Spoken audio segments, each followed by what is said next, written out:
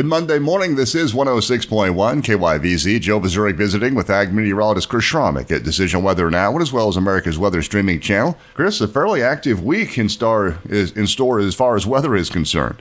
Yeah, Joe, this week we've got two upper-level lows that will swing through. One is now spinning over the Texas Panhandle and will move northeast across Kansas this afternoon and then move off to the northeast tomorrow into Wisconsin. What that's going to do is it's got a cold front draped across the area here this morning that runs from Garden City to Hays, and then that upper-level low as it spins will rotate precipitation that's now fallen in the form of light rain down there in southwestern Kansas upwards to the north and east, south and east of a line from Sharon Springs to Oberlin.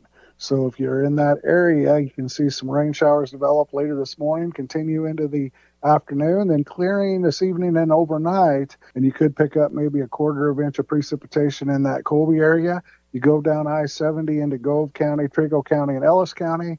Those totals will start inching up there towards that half inch, 3/4, and all the way up to an inch or more of precipitation here this afternoon. If you're behind that line, Atwood, St. Francis out in Colorado, southwest Nebraska, you won't see any precipitation because the drier air is pushing in here this morning with the breezy and 15-mile-an-hour north winds. So temperatures will be in the upper 30s out there in Colorado around the Three Corners area. You get along Highway 25, you'll be in that 40 to 45 degree range, and then 50s out there across central Kansas.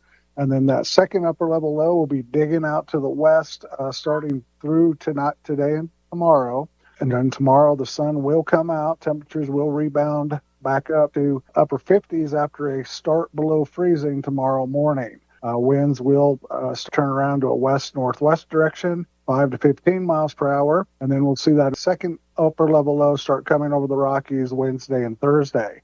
Out ahead of that, we could see some rain, snow, mixed showers late Wednesday into early Thursday morning. That activity will mostly stay to the west out there in Colorado.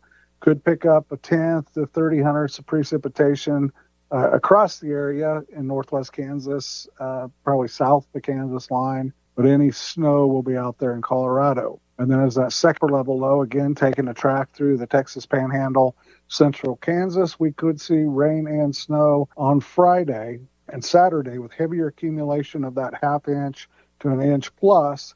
And this would be area-wide from the northwest out in Yuma County, Colorado, to the south and east out there in Gove County. So we'll keep an eye on the track of that. As far as temperatures go from that Wednesday through Saturday period, we're only looking at highs in that 40 to 45 degree range, lows at that 28 to 32. So at night, early mornings, this could be a rain-snow mix and maybe even some snow accumulation of 2 to 6 inches along and west of highways 25, the Kansas-Colorado border, and south of I-70.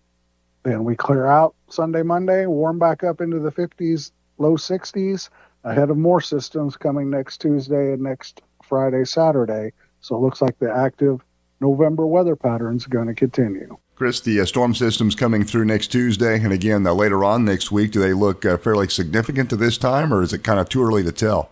Yeah, they kind of look like they'll come from the west and northwest. Right now, neither one of them dig and cut off, kind of like this system that's affecting our weather this week. But it does look like there'll be waves moving through, so we could have, a 24, 48-hour type event with each of those. The one Friday, Saturday looks like it could have a little more activity with it. Once again, that's Ag meteorologist Chris Schromick at Decision Weather Now, as well as America's Weather Streaming Channel. For KYVZ Radio, I'm Joe Vazurek.